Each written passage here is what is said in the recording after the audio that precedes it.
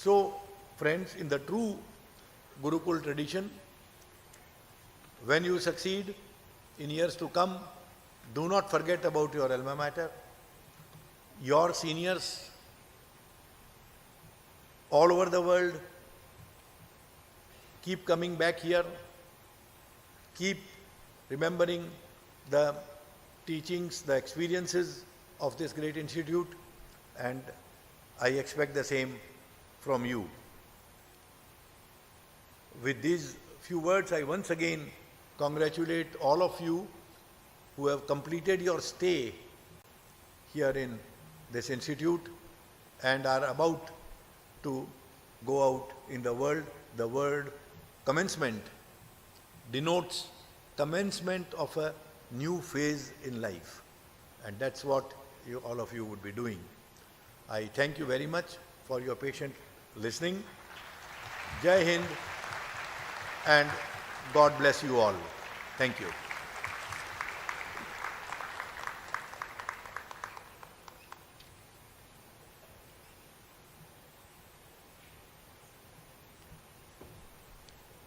The conferment and award of the degree Doctor of Science honoris causa by the Chairperson Senate and guest of honor will now commence.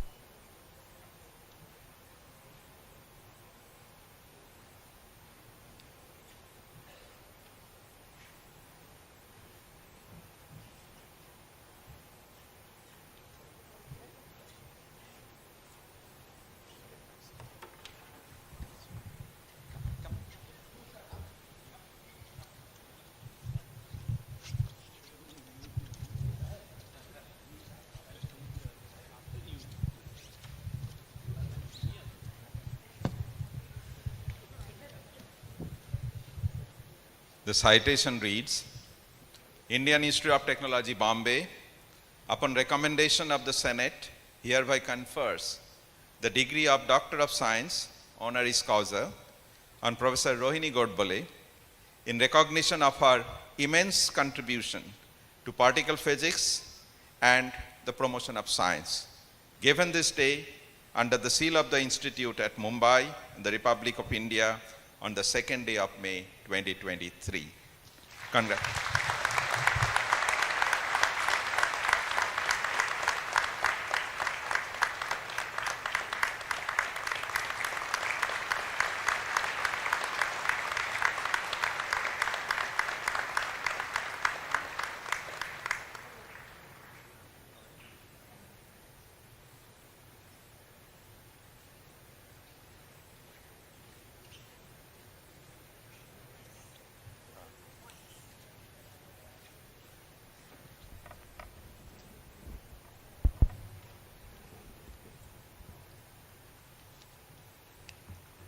So, almost good afternoon.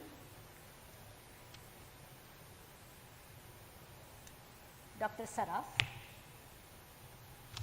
Professor Chaudhary, Dr. Kakodkar, the members of the Senate of IIT Bombay, and pardon me all, most important are the students who are commencing on a new stage in their life.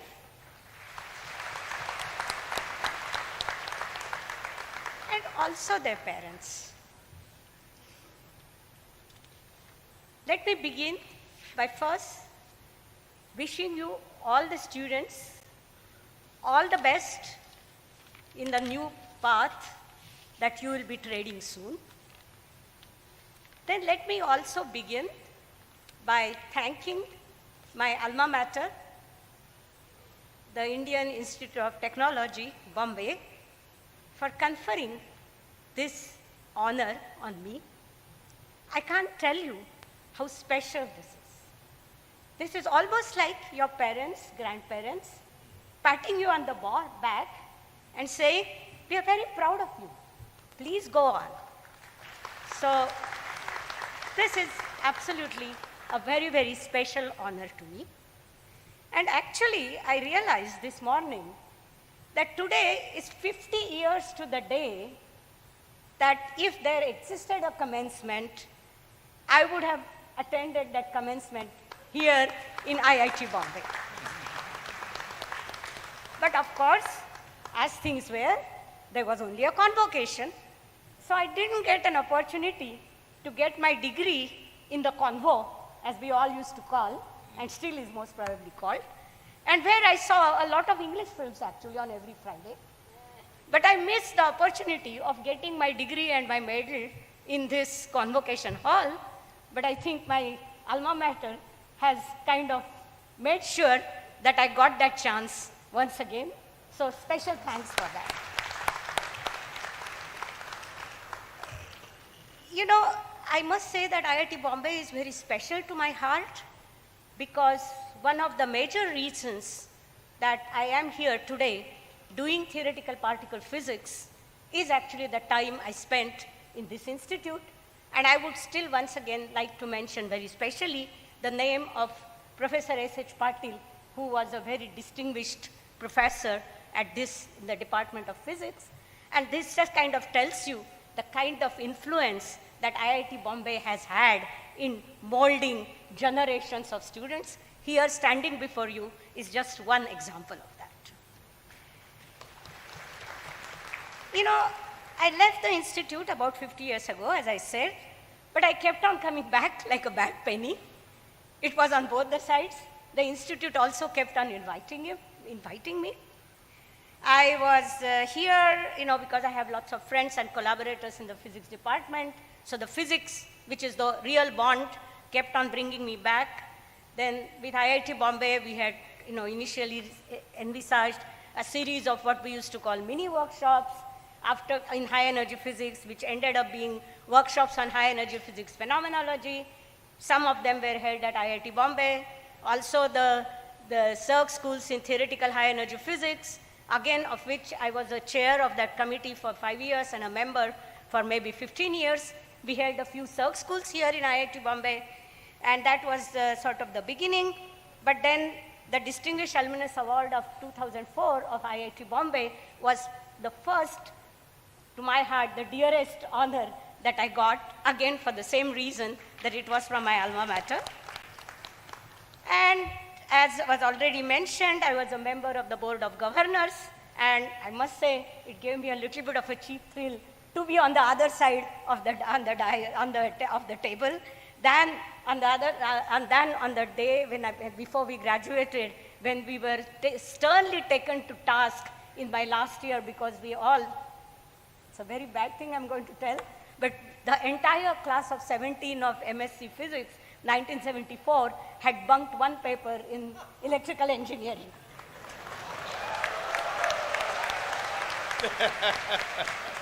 And we were sternly taken to task in the same room that we just spent a few minutes before, the council room of IIT Bombay. So one has had enormously wonderful memories. And I must say the most important memory has been when I gave a course of mini lectures on a minor course which Professor Raghav Verma of Physics Department had started. And I lectured to the brilliant minds who were doing engineering physics and kids who had no knowledge of particle physics or no knowledge of quantum mechanics, telling them about how do we find what's inside the matter. And I must say those were the most rewarding 12 Saturdays and Sundays that I had when I kept on coming here every weekend and lecturing to these students. So as you can see, I have had an extremely long connection with IIT Bombay. So coming here to receive this honorary degree has been more or less really coming back home, and I haven't felt any, any difference. I must say that in this intervening 50 years, IIT Bombay has moved from glory to glory. We heard a lot about it in the talk by Professor Subhashish, and I can tell you that in the 5 years that I was a member of the BOG, sitting on the dais here, I have heard equally exhilarating stories from Professor Devang Khakar. But the other aspect in which IIT Bombay has also, and all the IITs, but IIT Bombay has moved enormously, is the presence of my gender on the campus. When we were in a class of 17, 3 girls, and that was amazingly large fraction. And in fact, it was also good that 3 of us were in the top 5 in the class. But today, the ladies' hostel had 52 rooms, 26 on the first floor, 26 on the top floor, and they were all not full. And the boys' hostels contained roughly, 300 students per year, so roughly 1,200 to 1,500 students. Compared to that, today we have 2 ladies' hostels, much bigger number of girls. But I want to compliment IIT Bombay not just on the numbers. I'm hoping that they will go on increasing. But the real important thing that I want to compliment IIT Bombay on is that they have realized that equity, gender equity, does not lie in getting numbers alone. Numbers are but a symptom and not the cause. So there is actually very, very nice efforts and processes that IIT Bombay has put in place. One of them was the Gen Zero initiative, where they actually celebrated a few of their alumni from the early years, and they shared their amazing stories. And currently, I happen to know a little bit because I am the chair of the advisory committee for the gender advancement initiatives of Department of Science and Technology. I know that the efforts that are being made at IIT Bombay are actually standing as an example for other institutes. So apart from reaching the heights of science and technology, I think this institute has been also tirelessly working on equity and inclusion, and not just the gender equity. And I hope that positive slope continues, because we need to be not just technologists and engineers and scientists, but we need to be also responsible human beings, and trying to achieve equity and inclusion is one of the most important aspects that we need to pay attention to. And I'm very proud to be an IITian, and particularly a member of IIT Bombay, where all these things are progressing, to my mind, on with equal speed.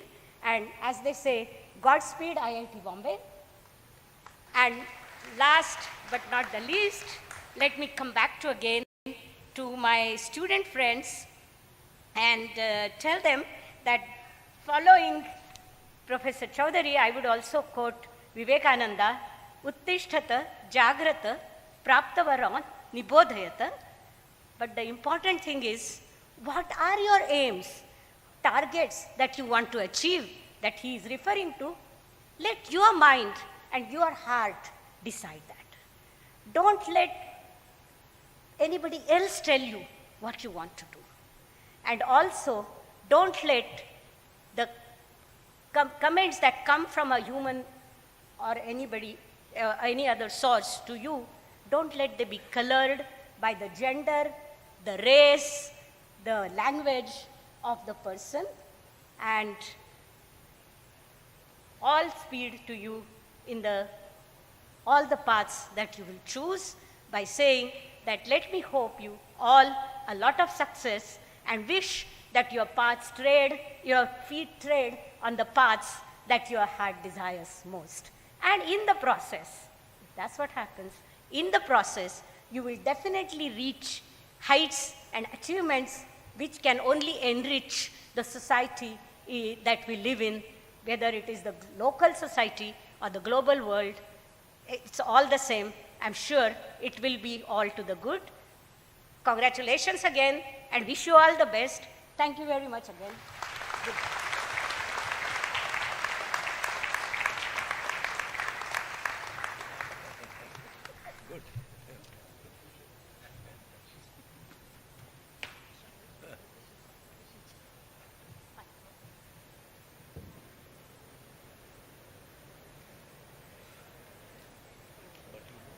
Padma Vibhushan Dr. Anil Kakodkarji, eminent nuclear scientist and former chairman of Atomic Energy Commission.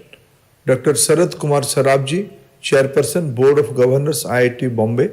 Professor Subhasish Chaudhary, director, IIT Bombay. Professor Rohini Godbole, honorary professor, Center for Higher Energy Physics, IISc Bangalore. Senate members on dais, distinguished guests, faculty, and most importantly, the students. I am honored to address you all on this special occasion of the commencement ceremony. My hearty congratulations to all the students who will be graduating soon.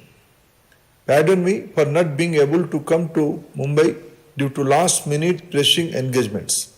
I congratulate eminent scientist Professor Rohini Godboliji, an IIT Bombay alumnus herself, for being honored with the degree of Doctor of Science for her unique and celebrated contributions in the field of particle physics. IIT Bombay has always been a beacon of excellence, setting the standards for technical education in India. The institute has consistently ranked among the top institutions globally, and we are proud to see its continued success. The institute has been true to its motto by consistently striving to provide its students with the best possible education, not only in the technical subjects but also in liberal arts, science and engineering. IIT Bombay's efforts in the field of research and development are commendable, particularly in the area of smart drone ecosystem, disease modeling and carbon capture and utilization. I am pleased to see the institute has been granted 165 IP rights, demonstrating its commitment to innovation. In a country like ours, where job creation and entrepreneurship are critical to achieve our goal of becoming a developed nation, the role of IIT students and alumni is vital. IIT Bombay has produced some of the most successful entrepreneurs in India who have gone to create thousands of jobs and contribute significantly to the nation's economy. The Institute Entrepreneurship Cell, E-Cell, has been instrumental in fostering a culture of innovation and entrepreneurship among its students. I encourage the Institute to support and nurture not only its own students but also budding entrepreneurs in the country who will play a crucial role in the shaping India's future. Today, through this medium, I am laying down some of my expectations for the students, faculty, management of IIT and especially for those graduating who will soon be alumni of this institute. IIT should not be merely educational institutes but become laboratory of public welfare, Lok Kalyan. IIT must be a hub of entrepreneurship. The student must aspire to be job creators, not just job seekers. There should be zero tolerance for discrimination in any form. IITians must become the face of a society of new India with no discrimination. The students must remove fear of failure, rejection from their minds. Alumni must keep coming back to their institute, look after and guide their juniors, stay connected with their students' network. The main purpose of our education is to serve our society. I urge all the students and the alumni to help the children from rural backgrounds around you, as well to get into IITs. This will be your Vidyadan, your Vidyanjali to your society. 2 days back in 100th episode of Man Ki Baat, our Honorable Prime Minister Shri Narendra Modi ji mentioned that the biggest changes can be brought about by collective efforts. The spirit of service and capability of the countrymen inspire others and every countryman become an inspiration to the others. The spirit of National Education Policy 2020 resonates the same. Each one of here can be game changer for the someone. Dear students and faculty members, you all must be aware that under India's presidency, the G20 theme is One Earth, One Family, One Future, based on millennium-old understanding and values of Vasudhaiva Kutumbakam. We must find solution to the challenges of the entire world through our knowledge, technology and innovations. IIT Bombay must utilize this great opportunity of G20. Our education system must be such that we are able to move beyond our borders and create solutions for the world. India, under the leadership of Honorable Prime Minister Shri Modi, organized a summit called Voice of Global South, where 120 small developing countries gave their inputs with G20 meeting began. The idea is that world affairs cannot be dictated by a small group of nations, but all stakeholders around the globe must have their say and took the responsibility to ensure all voices of the world are represented in G20. As a knowledge civilization, we must ensure that India provides the solution to the world in the 21st century. In the Amrit Kal, we must develop ourselves as global hub of capacity building, skills and knowledge. NEP has given us a roadmap to make India a global education hub for which we must have our presence across the world. I am also glad to share that IITs will soon be opening campus abroad.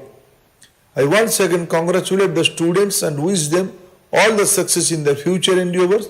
I also commend the faculty and the staff of IIT Bombay for their tireless efforts in providing world-class education to its students. In the end, I would urge the institute to continue to innovate and adapt to the changing needs of the society while upholding its value of excellence and integrity. Thank you, friends. Jai Hind.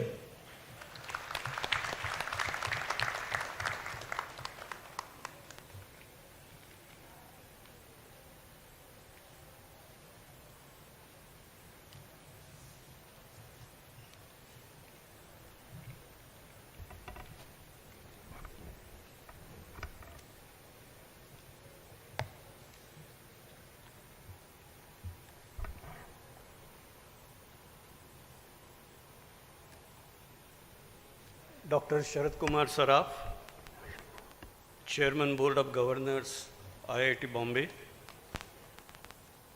Professor Subhashish Chaudhary, Director IIT Bombay, Professor Rohini Godbole, whom we just decorated with an IIT Bombay honoris causa, members of Board of Governors, members of Senate, faculty, soon to be graduating students, their parents, ladies and gentlemen. First of all, let me thank IIT Bombay and indeed all of you for this opportunity to be here. And of course, I have said this earlier, I'll say it again. I always prefer to come to IIT at the drop of a hat.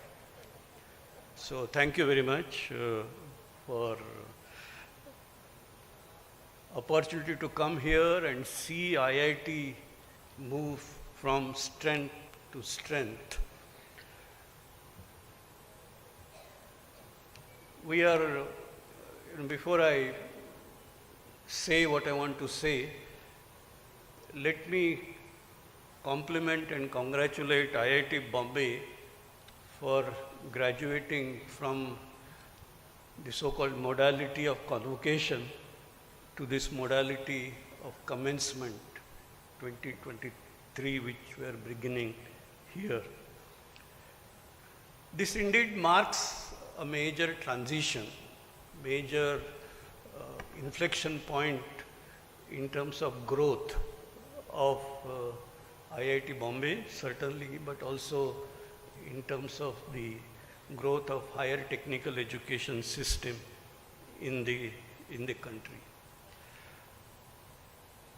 Let me also use this occasion to compliment this entire, what I will call a display of cream of demographic dividend of the country that is present here in this hall.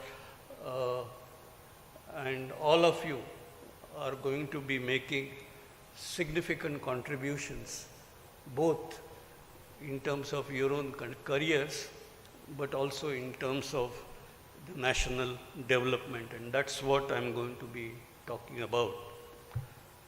But before that, I must use this occasion to congratulate once again Dr. Rohini Godbole.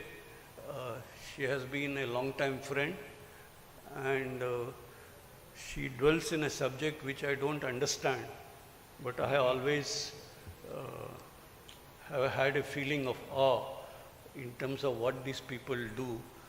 And of course, we are all familiar with the story of God particle, or if I can lighten the environment, many of us, we used to call it the goddamn particle.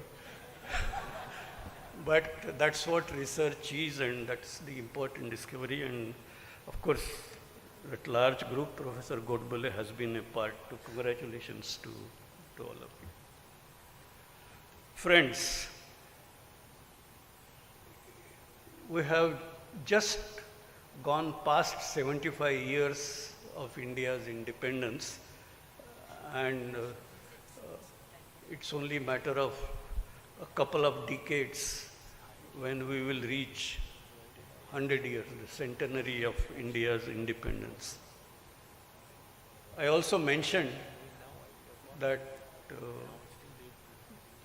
the cream of demographic dividend that India is blessed with is a reasonable fraction of that is sitting here in this hall. And I firmly believe that this has a lot to do with the India growth story or the India progress story. It is in that context that all of us as IITians, the students, the faculty, the management, all alike, I think it's important that we reflect on what is it that we can do and what is it that we want to see happen about India by the time India reaches its centenary. To me, of course, this is a big topic, but to reduce this in simple language, to me this has three major dimensions. Number one, ensuring security so that most of Indians can continue their life, continue their contribution to the society and the country in peace, not deterred by security issues, both internal and external. So that's number one dimension, and I believe that in the knowledge era, technology, or particularly emerging technologies, can make a significant contribution, and that means all of you, all of us, can make a significant contribution in that context. I think same thing is true about the other two major dimensions. The second dimension is economic prosperity. Now, we certainly want to see India a developed country. Our economy is growing fast, but to my mind, I think we should set our targets high. What are those targets? To me, can we say that per capita income, not the total GDP of the country, but per capita income of the country would become comparable with the developed countries. Dr. Kalam used to say he wanted to see India to be a developed country in 2020. Can we resolve that we will make India a developed country at least by 2047, and you can't be developed by the global standard unless you raise the per capita income comparable with the advanced countries. So that is, to my mind, target number two.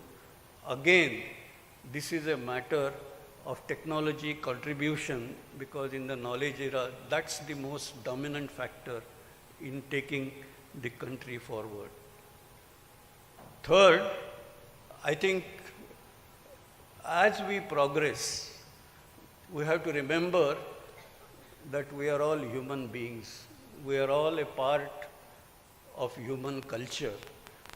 We belong to a system governed by human values and not animal values. And so, I think human wellness in all its dimensions is the third objective, and we should try to achieve the best possible standards in terms of human wellness, even as we tend to become strong, even as we tend to become prosperous, comparable with advanced countries. So it is these three parameters on which we should make progress, and as I said earlier, in the knowledge era that's around us, and the demographic dividend, and the cream of demographic dividend, I think we must leverage all that to achieve these objectives. what can we, institutions like IIT Bombay, do? I think we need to address this issue at, again, 3 levels. Level number 1, we must make sure that our technological contributions, the new technologies that we evolve, and not just the technologies that we evolve, but we also translate that to the marketplace, translate that to the society.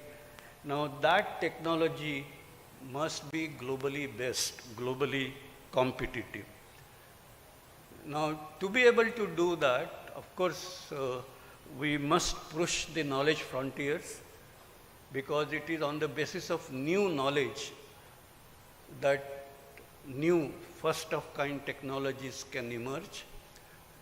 And it is on the basis of these new technologies, which are kind of first time ever globally, that India can really reach the top position.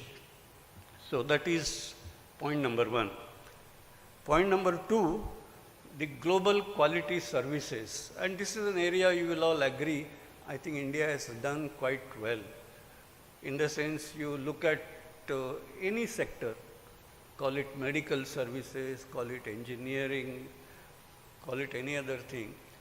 I think Indian professionals have shown that they can do things to global standards, both within the country and outside. But that's an important domain of contribution for the national wellness, national prosperity, and national security. Now, we must also diagnose why is it that we are able to do so well in terms of global quality services, and we have some ground to cover in terms of global competitiveness, in terms of new technology, but I'll leave that for a discussion at some later point of time. The third aspect is, of course, elimination of disparity. World over, the experience is that as we progress, as we prosper, the disparities are growing, the global stabilities or rather global instabilities are increasing, and it is only on the basis of sensible human values that we can stabilize the situation. We can make sure that while we improve on economic standards, we also improve on equity standards. And I like what Professor Gorbal has said. We should seek equity not just in terms of number, that's a starting point, but we must seek equity in terms of the impact that we make, in terms of contribution that we make, in terms of getting a world where the disparity is at the minimum. Taking this question of technology, because that is what bears all the points which I mentioned, I think we need to recognize that technology is fast evolving. In fact, the rate of evolution of technology is shrinking. The time for evolution of technology is continuously shrinking. From an era where microelectronics and the new age pharmaceuticals, which kind of dominated the scene of economic activity, we now seem to be migrating to new technology domains like AI, machine learning, and also going forward, it looks to me that we would have new emerging technologies like quantum computing, genomics, and many others, which will make an even larger impact on the economic domain in years to come. And it is these areas where we don't want to become just professionals who provide quality services, which, as I said, we are doing very well, but we need to do some foundational work. We need to be ahead in that foundational work globally, so that, we have that advantage in terms of bringing out these technologies ahead of anybody else. Now, it is in this context, what is it that we need to do to take institutions like IIT Bombay to near top of the table globally? We are already around the best in the country. We are already among the best worldwide. Let us now see how we can take this institution to the top of the table, and that should be our objective. Now, while we attempt to do that, I think it's also important from the social connect, social welfare part of the contribution of knowledge domain. It would probably be important that the campuses that we have and the neighborhood or the larger engagement sphere with which we means faculty and students connect with different stakeholders, that becomes a sort of mini field laboratory that mimics the society, the industry, the environment around us. So that allows us to do many things where we do the first level experiment within this ecosystem to be scaled up. And that's exactly what we are talking about when you talk about startup, when you talk about incubation. So I think the excellent experience that IIT Bombay has in terms of incubation, can we take it to the next level and make sure that we make a deeper contribution of technology, not just in terms of raising the economic prosperity, which we must do, but also bridging the gap. Can we raise the economic prosperity in villages at a rate faster than what's happening in cities? I know it's a tall order, but that is what is necessary for bridging the gap, and that is where creation of such ecosystem becomes very important. Coming back to students, soon to be graduating students, it looks to me that this opens up a whole range of opportunities, regardless of whatever they would like to do. And it's, I think, as was said earlier, it's important that all of you pursue a career of your choice. Listen to what your heart and mind tells you. But in doing so, I just want to emphasize that there are opportunities in whatever you want to do. And I think whatever you have studied here, whatever you have learned here, whatever you have imbibed here, and by way of the engagement between yourselves, between the stakeholders and the society that you have gone through, I think you have also imbibed certain level of value system that is going to be of relevance and importance going forward. So let us all strive to move towards a new knowledge society that can take the country forward in the global standards and also take the country forward in terms of bridging all kind of gaps, disparity gaps or disparity divides that we have in the country. And that would take IIT to its real coveted place, which I would say, we should say that between now and the centenary of our great country, we should, or the IIT as a system, should strive to achieve. I wish all of you good luck. Thank you.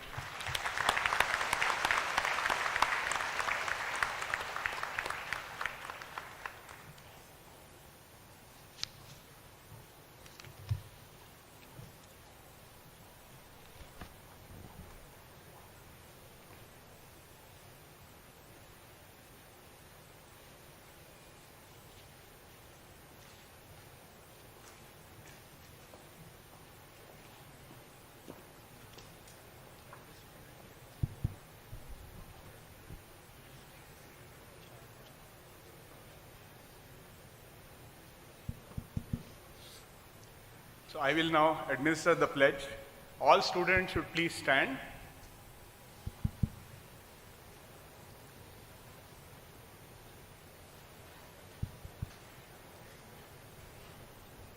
So you will please repeat after me, except the part about the name, which I will not say, and the degree, that's something specific to you.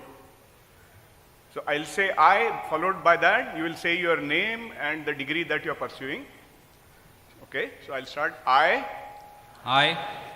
Mohit Meena, Rishikesh Bavaskar, student pursuing dual degree at IIT Bombay. MTech at IIT Bombay. PhD at IIT Bombay. And dual degree at IIT Bombay. so do hereby pledge that Do hereby pledge that I will always endeavor That I will always endeavor to be scrupulously honest to be scrupulously honest in the discharge of my duties in the discharge of my duties as a professional. as a professional. I will also endeavor I I will will also endeavor to utilize my knowledge to utilize my knowledge for the service of my country, for for the service of my country, for the public good, for for the public good, and to enhance and to and to enhance enhance the prestige of the institute. the prestige of the institute. In all circumstances, In all circumstances, I will strive to uphold I I will will strive to uphold the dignity of the individual the the dignity of the individual and the integrity of the profession. and the integrity of the profession. Jai Hind. Jai Hind.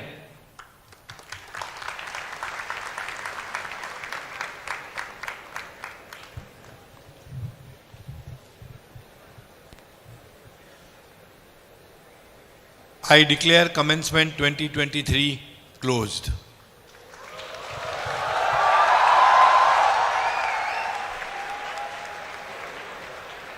The national anthem will now be sung.